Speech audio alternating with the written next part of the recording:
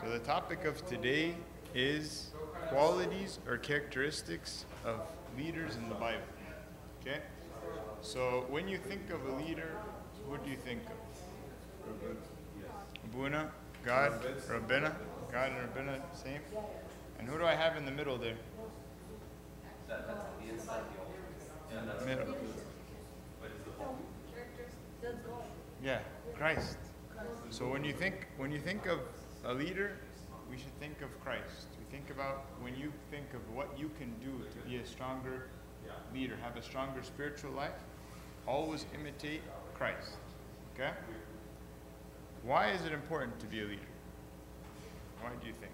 Why not necessarily a leader, but why is it important even just to have these qualities that we see in those characters of the Bible?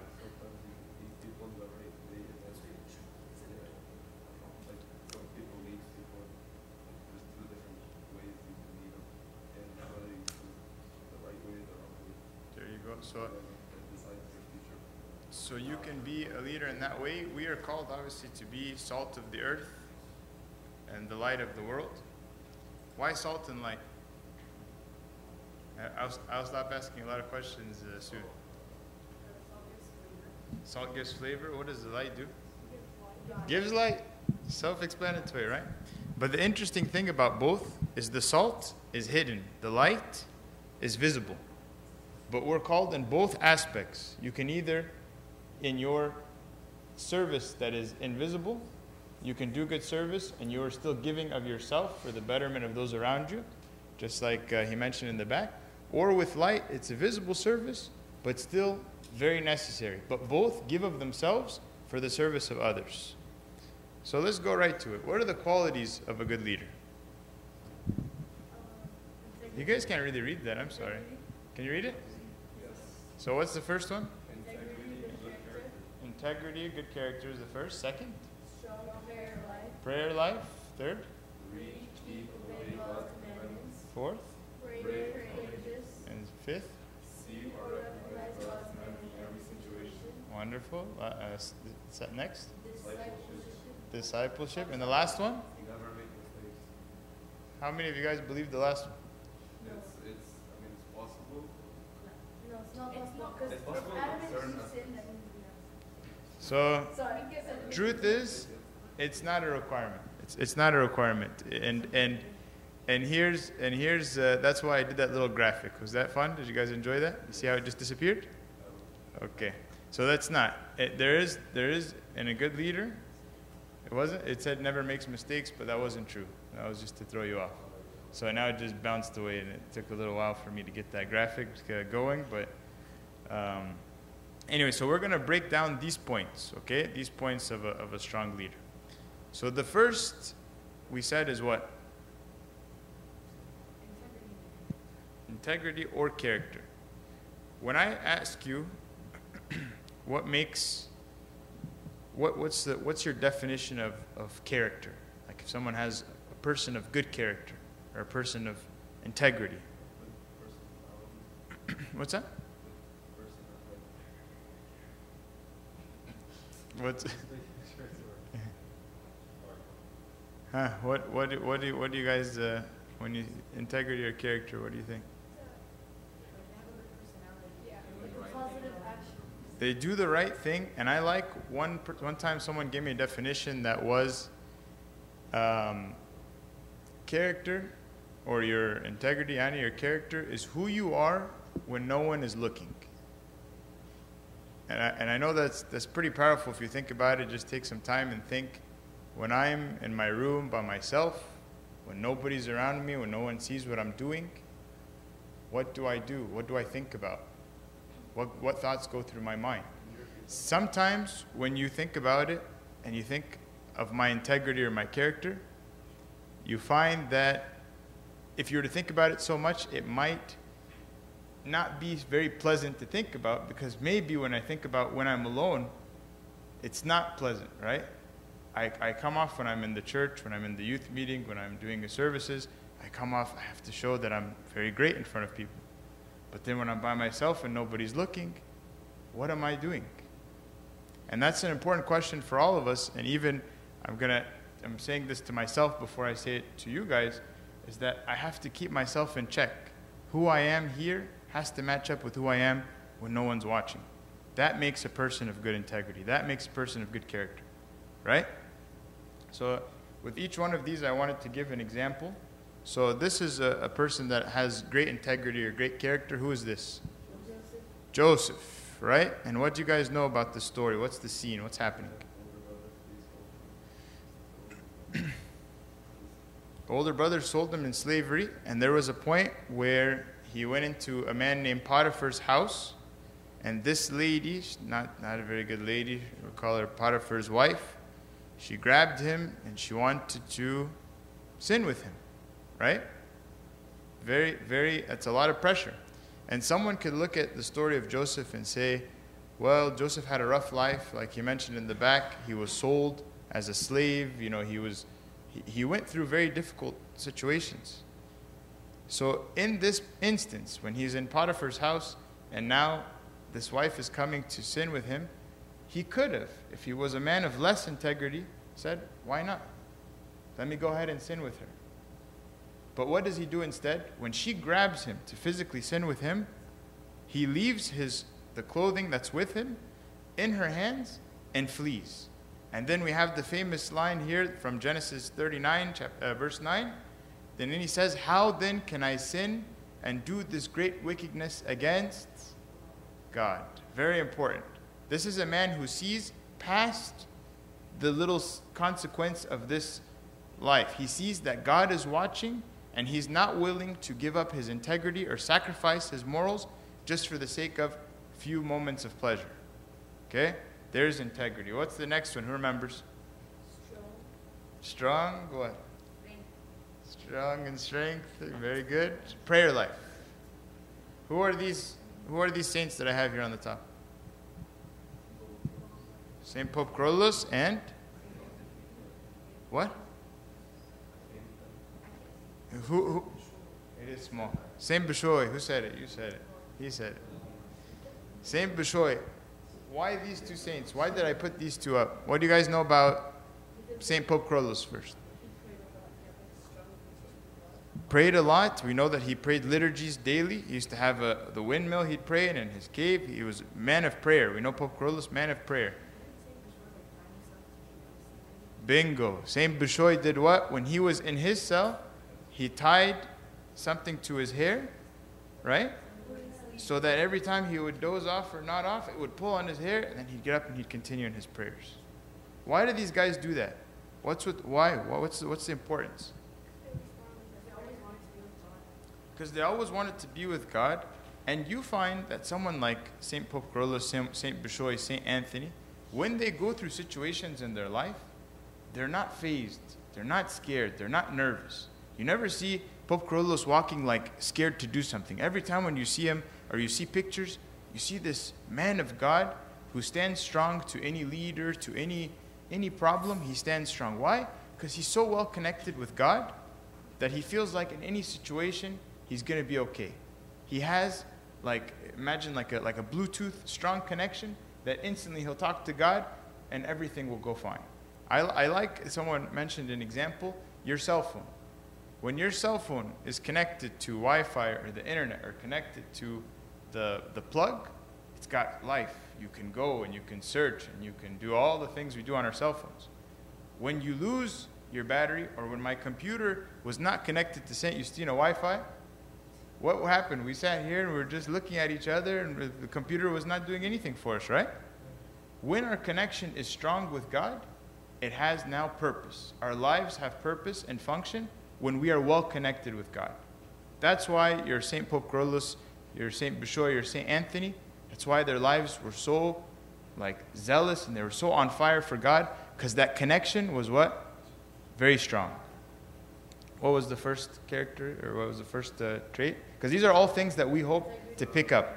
Integrity. Second one? Prayer life. What's number 3? Oh, this is prayer life again. King David, I have some verses that I have up there. Who could read this for me? Maybe a volunteer can read it. Can you read it from back there? Oh, you have it there. Good.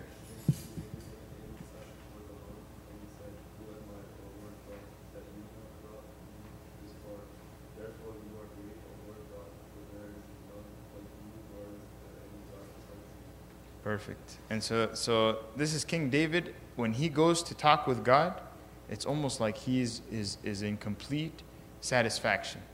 He also, in the psalm, it says, in your presence, King David said, in your presence is fullness of joy. This is a person that he delights, just like you have a best friend, and you just love to be in their presence. You love to come to St. Justina because you'll see your best friend on Friday nights, and when you're together, joy.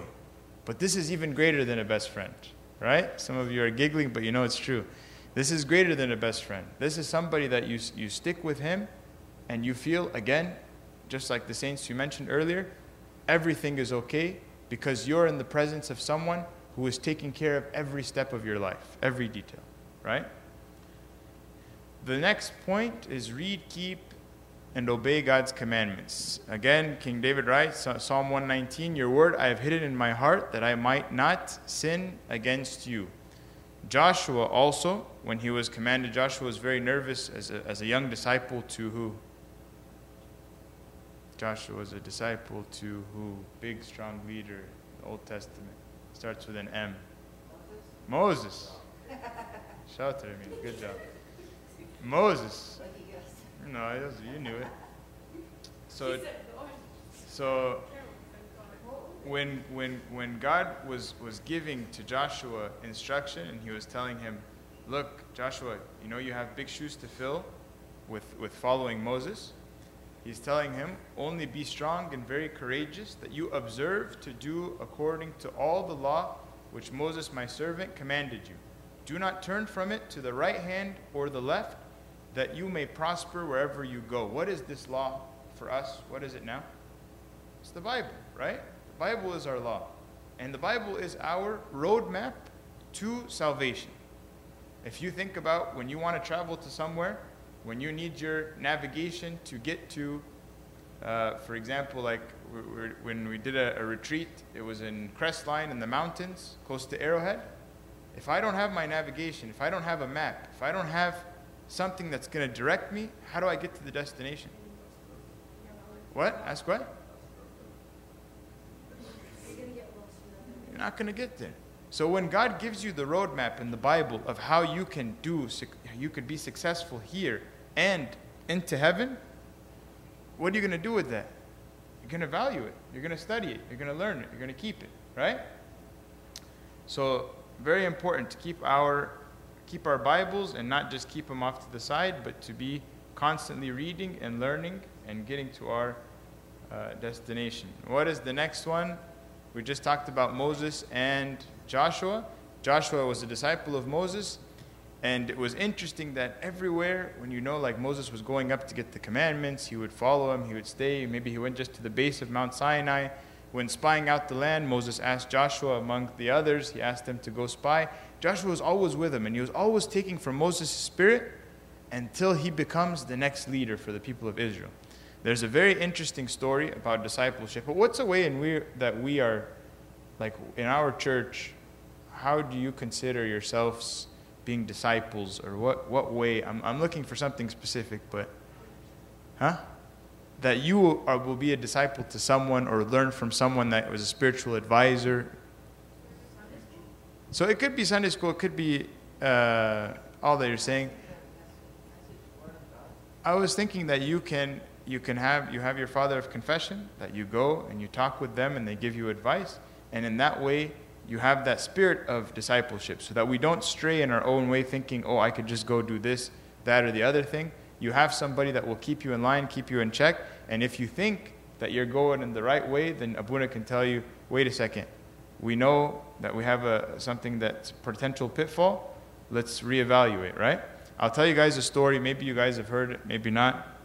There's actually two ends to there's like, you know how they have the alternate endings? So there's two endings to this story that I've heard.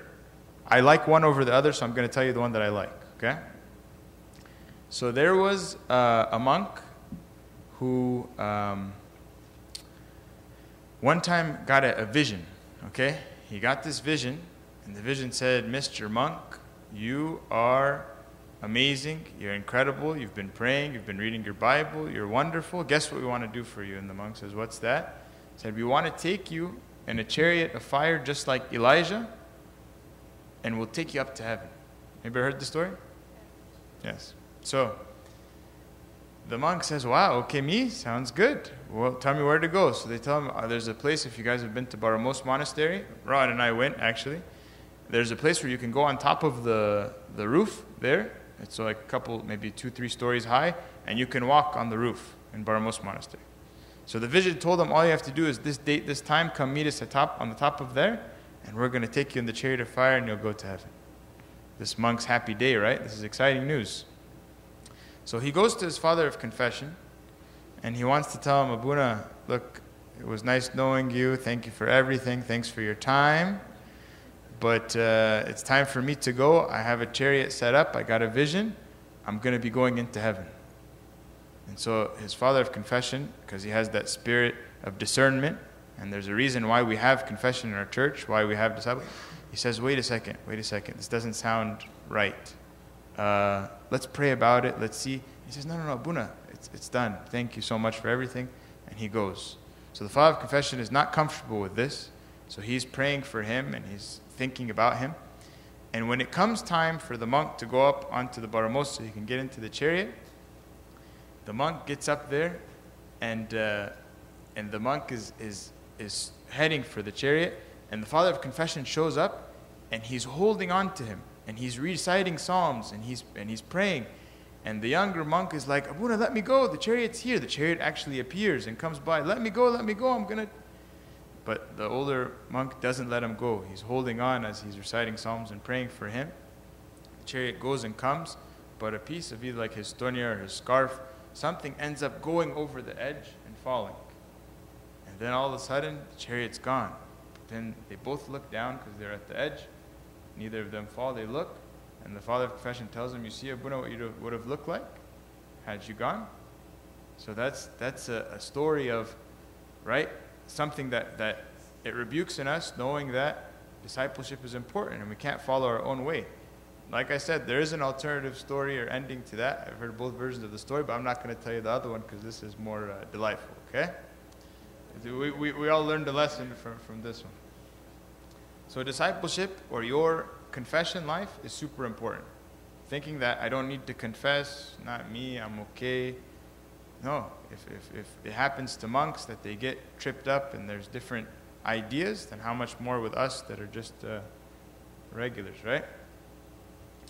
Another one of the points we're coming to the second to the last is these champions or these biblical leaders, they see and recognize God's potential in everything that happens. Moses, when he was called to go and lead the children of Israel out of Egypt, God told him, you're going to go and you're going to talk to Pharaoh. And what did Moses say? He said, I have a speech impediment. I stutter. I have a stuttering problem. And God says something really, and it's very, very profound. And he says to Moses, well, what it says here, I'm just going to paraphrase. He said, who has made man's mouth? The weakness that Moses had was actually going to be a strength for him saving all the people of Israel.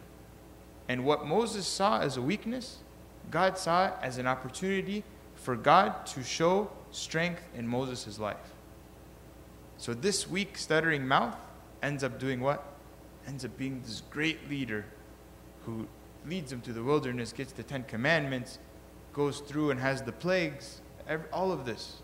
So it's very important that sometimes with us, maybe a lot of us here are high schoolers, sometimes our confidence gets shaken and we think, oh, I'm not smart, I'm not funny, I'm not cool, I can't fit in, I do this, I do that. And we kind of psych ourselves into thinking, I'm just not that good. But what's important to know is even when I have these issues, who's working inside of me? Who's working for me? Who's helping me? When I see and I recognize that God's hand is with me, even in the thing that I'm insecure about, this is when I will find success. Because then I know it's not my work, it's not my attributes, it's God's attributes, right? And so then we know this is the story of the burning bush, and God says, you're going to go, you're going to take Aaron, I will be with your mouth, I will bless you, and we will make everything happen for the good, and that's obviously how we know. Just like in 2 Corinthians, I think I mentioned, my strength is made perfect in weakness. The next story also dealing, the last point is that having courage in every situation. This is again Joshua when he's going around the walls of which city? Jericho, right? When Joshua was going around the walls of Jericho, God's command to him was, have I not commanded you, be strong and of good courage. Do not be afraid, nor be dismayed, for the Lord your God is with you wherever you go. Later, when God's going to tell Joshua, here's the plan, because with Jericho, they have to take the trumpets, they have to go around the walls 7 days, and then after that, the walls come crumbling down, and they go and they attack the city.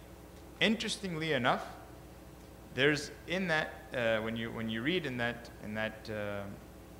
chapter, actually it's in chapter 6, God tells Joshua before the war, see, I have given Jericho into your hand, its king and the mighty men of valor. I have already given the city into your hand. Imagine that you have something that's stressing you out, an exam, an issue with a friend, whatever it is. Something at home, something at church, whatever it is that's stressing you out. And imagine if God appears to you and says, the thing that you're nervous about, let's say next Tuesday, it's already done. I took care of it. Victory. You won it. It's a done deal. Yarit, right? That's exactly right. So when the funny thing is we say yarit, but truthfully, this is how God is saying. God's saying, I'm taking care of every situation in your life. All you have to do is what? Trust me. You guys know the verse, Romans 8:28, for we know that all things work together for the good, for those who love God, for those who are the called according to his purpose. That means that in a situation, you prayed for us in the beginning, and you said, first thing you said is, thank you, God, for what you gave us and what you didn't give us. That means that when we don't give what we're asking, we still trust that that's for our benefit, and that's for our best, and that will still lead us and get us to the point where God wants us to be, which is the best place. But always think, when you want to increase your confidence, God has already given each person here the victory. All you have to do is go to the battle. Don't be scared and say, I can't go to the battle. I can't go to the walls of Jericho because it's going to be too scary. Why? Because when you go, you'll get the victory. Right? Feel free if you guys have any questions. The last story, a very, very nice story, and I won't tell you the whole story because if you haven't read it, I would like you to read it. Maybe that could be your Friday night homework. I know you guys will all go home and read. That's funny. I see I have jokes too. So what's the story of Esther? What do you guys know about Esther? This is the last story, and then I have one more slide, and then we're done. You guys can say it together. She was a what? Queen. Perfect.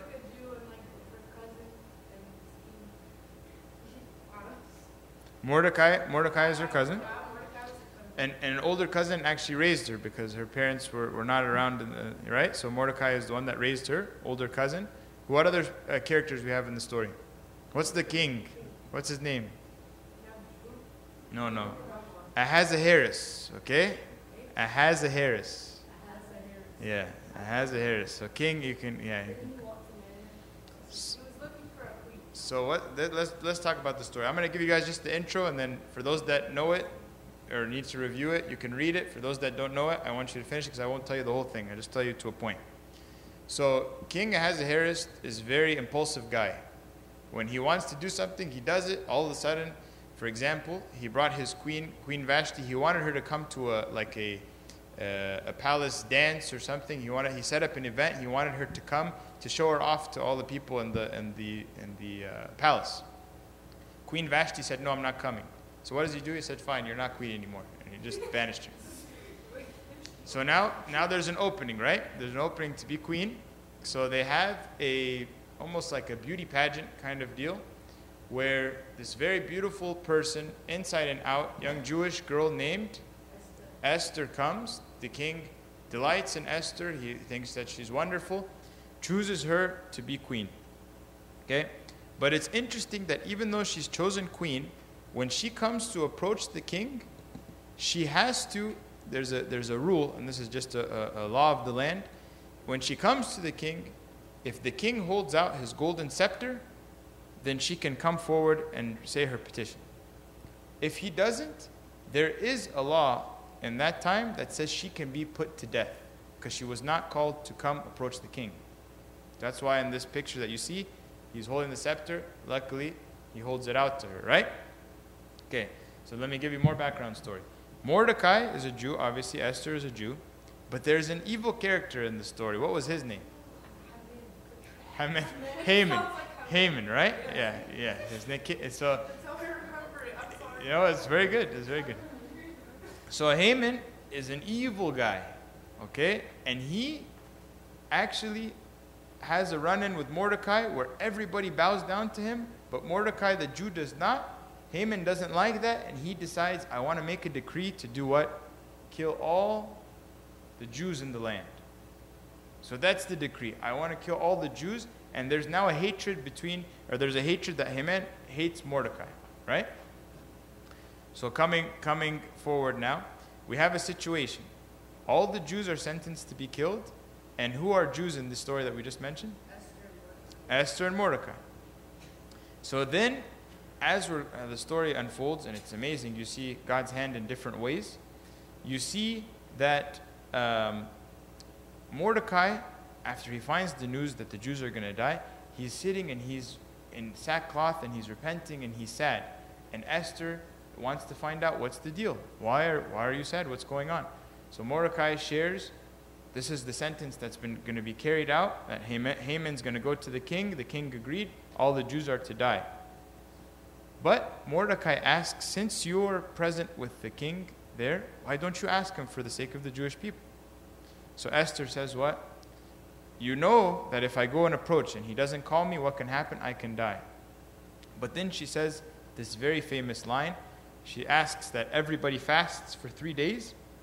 And then I like the last under part. She will go and approach. And these famous words, and if I perish, I perish. If I die, if I'm called to die, I'll do it. But this is courage. This is faith in God. This is a hero. This is somebody that we look up to. Because she knows what's right. She wants to save others. She could have said, no, I'm living the queen life now. I don't want to get involved in this. Things are good. But she is willing to even sacrifice herself for the sake of the people. If it comes that she dies, she's okay. If I perish, I perish. Okay? There's a story of courage. What happens in the rest of the story? I'm not going to tell you guys. Hopefully you could read it. I hope I have maybe just a little intrigue and you guys read what happens, because the way the story ends, very interesting. And it's something that even you can't plan. There's a lot of twists and a lot of things that happen. Amazing. So the last slide I have for you is, I want you guys to know that just because we have these qualities or these characteristics, we do make mistakes. It's okay to make mistakes. The important thing is that get back up. The verse says, a righteous man may fall 7 times and rise again, but the wicked shall fall by calamity. A righteous man 7 times. How about us that are not righteous? We're not there yet. We're not at that point. We're trying. You have unlimited. I like that some of the fathers they'll tell us, God's not going to ask how many times you fell. He's going to ask you what? How many times did you get up? How many times did you try to do better? Right? And if you fall 100 times in the day, but you get back up, 101 you get up, you're an all-star. You made it. You did it. That's the problem. What if you don't get up? So the key that we take away from this is, even though some of these greats, Joshua, after that victory in Jericho, there was a smaller city, they lost it against Ai. King David, we know King David, he's wonderful. He also had a loss when he committed sin. But none of these people stayed down. Everybody repented and got better. We all will make mistakes. That's not important. It is important. Hopefully we try and minimize the mistakes. But what's more important is getting back up and getting better, right? That's the key. Don't let the devil come and say, you're a hopeless case, just stay down. Never stay down. Okay? And the last thing, I have a picture here of Christ. why does God allow for these constant second chances, third chances, fourth chances? So, why? Because he loves us. And his extension on the cross with his arms open, wide, like giving a big hug to the world, saying that you'll make a mistake, I'll still die for you. You sin, I'll still go and endure the bloodshed, the scourging, the spitting. I'll endure all of that for your sakes out of his love for us. And that's why we can get back up. I'll share one thing that was told to me by my fellow servant and in Sunday school. She shared one time, she said that nothing you can do or not do can make God love you more or less. He already loves you infinity. So nothing you can do or not do can make God love you more or less. It's already a big constant. Okay? That's all I have. If you guys, You know, sometimes when you feel like, this person's a righteous man, and God loves him very much. Is it just reiterating the fact very much, or is it kind of like, I don't know.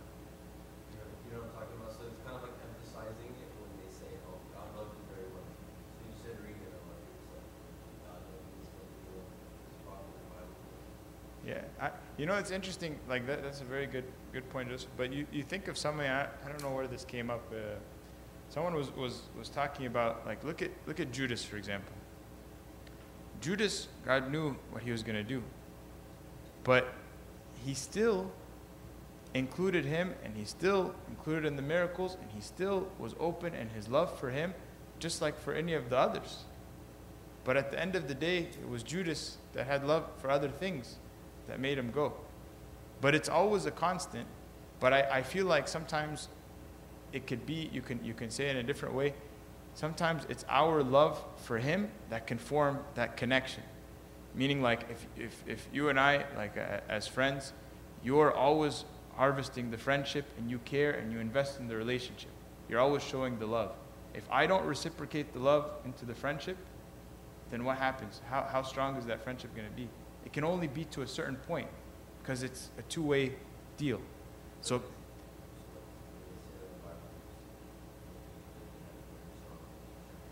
a strong relationship, but God's love towards him is constant, but the love is grown because it's a two-way street.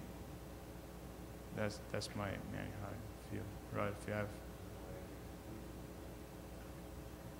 Sure. So you're saying that if the friendship is strong, their love is like strong to go, right?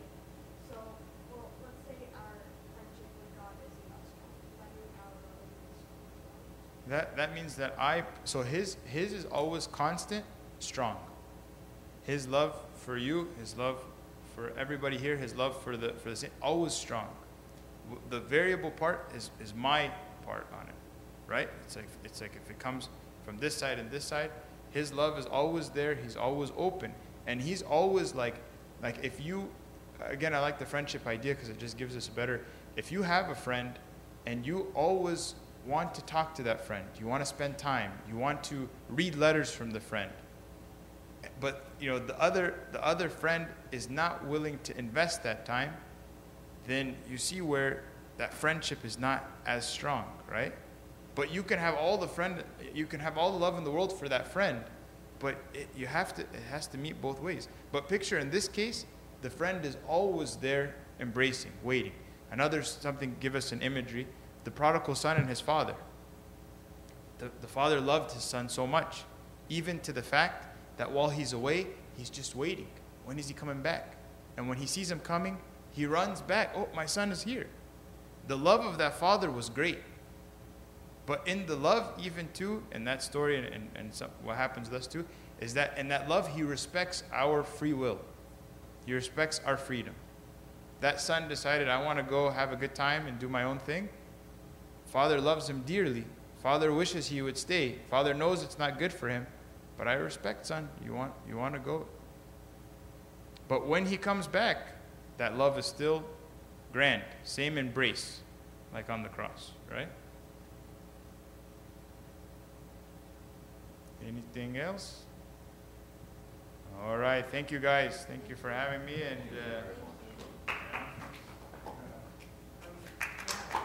Glory be to God forever. Daniel so much. Yeah, I mean, and I'm going to thank him on my own behalf, truly, because I benefit. It's very interesting that if you come with the heart to hear God, come with the heart to receive Him, God will speak to you. Okay? He will speak to me. He spoke to me tonight. Thank you for your time. I really appreciate it. I want to thank each one of you guys. I always say this, and I hope it doesn't get dull or old. It's not a small thing. You take the time to come here. Even if your motive for coming here starts off maybe not just to come and hear God's word, but I believe that God uses that to draw you closer to His heart. So I appreciate you guys being here. Keep it up. Every seed that's sown into our hearts, God will allow that to be watered and grow, and time will produce great fruit. So thank you guys. God bless you. We have our share tomorrow night. You know that. I know a lot of you do come. Keep coming. Come. Let's attend Espeja together. We want to welcome. We have Kiro and who? What are the names? Sorry, Peter. Peter. Nice to meet you guys. Nice to have you with us. You're welcome anytime. That's it. Anyone have anything that they want to share? Any thoughts? Any announcements? Anything? You're welcome. All right, we'll end in prayer, and then Abuna, as always, he's left us some Bourbon. Take the blessing. Let us pray.